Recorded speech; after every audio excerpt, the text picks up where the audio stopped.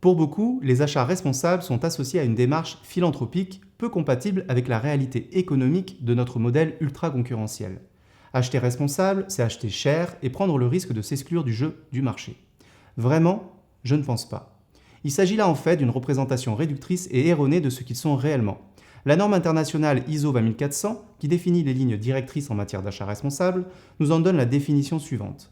Un achat responsable est un achat dont les impacts environnementaux, sociaux et économiques sont les plus positifs possibles sur toute la durée de vie et qui aspire à réduire le plus possible les impacts négatifs.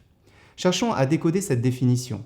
L'achat responsable élargit tout d'abord la vision. Dépassant le cadre du seul triptyque prix, qualité, délai, il cherche à combiner la triple performance économique, écologique et sociétale. Il invite ensuite à prendre de la hauteur et à changer d'horizon, en considérant la performance économique de l'achat sur la totalité de son cycle de vie. Les achats responsables recherchent davantage l'efficience que la performance à court terme. Ils privilégient ainsi une approche par les coûts, directs et indirects, plutôt que par le prix. On apprécie la performance économique dans la durée de vie via la méthode du coût global de possession et de manière plus transversale en monétisant des impacts et risques évités. Car ne nous y trompons pas, la rentabilité et la performance économique de l'organisation demeurent un sujet central et nécessaire à la durabilité de son modèle.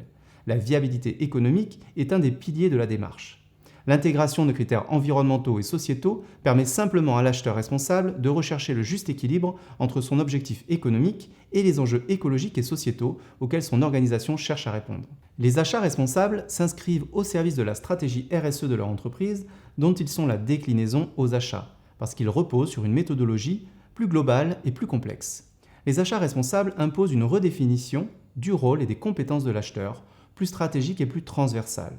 Pour devenir responsable, l'acheteur devra non seulement connaître les aspects réglementaires, techniques, environnementaux et éthiques de son activité, mais il devra également considérer plus largement ses parties prenantes internes, direction, commerce, production, et externes, clients, consommateurs, usagers, fournisseurs, concurrents, afin d'identifier ses propres enjeux prioritaires. Tout comme la responsabilité, les achats responsables reposent sur un principe d'amélioration continue.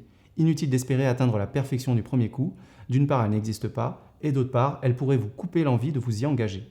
L'idée est plutôt de démarrer, même modestement, et d'améliorer continuellement votre démarche en capitalisant et en enrichissant votre expérience. Les lignes directrices de la norme ISO 20400 posent simplement les bases d'une méthodologie efficace, pérenne et améliorable dans le temps.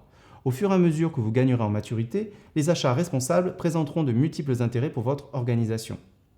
Ils sont tout d'abord générateurs de progrès et d'innovation, en développant une relation partenariale et équilibrée avec vos fournisseurs stratégiques. On favorise par exemple la co-construction de solutions innovantes, bien plus créatrices de valeur que la seule négociation.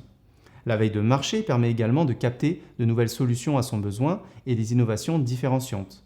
Ils sont ensuite créateurs de valeur. En repensant son besoin, il est possible d'intégrer une nouvelle façon d'y répondre. L'éco-conception, l'économie de la fonctionnalité, l'économie circulaire sont autant de pistes susceptibles de réduire les coûts et les externalités négatives de l'organisation. Autre exemple, des achats plus localisés peuvent permettre d'améliorer le taux de service, offrir une meilleure réactivité et un niveau du stock plus faible tout en renforçant son ancrage territorial. Ces avantages peuvent se mesurer économiquement, mais ne le sont que trop rarement. Ils contribuent également à mieux sécuriser l'activité de l'organisation, la veille réglementaire, la formalisation des engagements et processus contribuent à réduire le niveau de risque pesant sur l'activité de l'entreprise. L'intérêt porté aux parties prenantes permet également d'anticiper ou détecter certains types de risques et possiblement d'y trouver une solution avant qu'ils ne se concrétisent. Enfin, ils participent à améliorer l'image et la réputation de l'entreprise. À l'aide d'une communication adéquate, ils développent l'attractivité et la fidélisation des clients sur les produits vendus. Ils permettent aussi d'accéder à de nouvelles opportunités de marché auprès de donneurs d'ordre, également inscrits dans cette démarche RSE. Ils valorisent la marque entreprise auprès des partenaires stratégiques de l'organisation.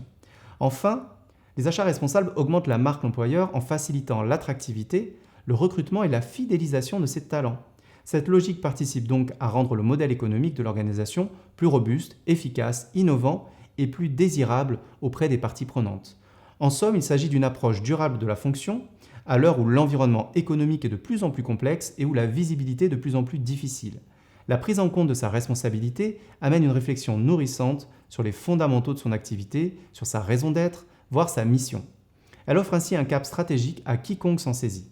En résumé, les achats responsables décloisonnent notre métier élargissent notre vision et allongent notre perspective. En vous y investissant, vous aiderez votre organisation à gagner en maturité, performance et notoriété, tout en devenant un acteur du changement au service d'un monde plus juste et plus soutenable. Les achats responsables offrent un sens nouveau ainsi qu'une motivation particulière dans l'exercice du métier d'acheteur. Ok, mais comment faire pour y parvenir? Et par où commencer?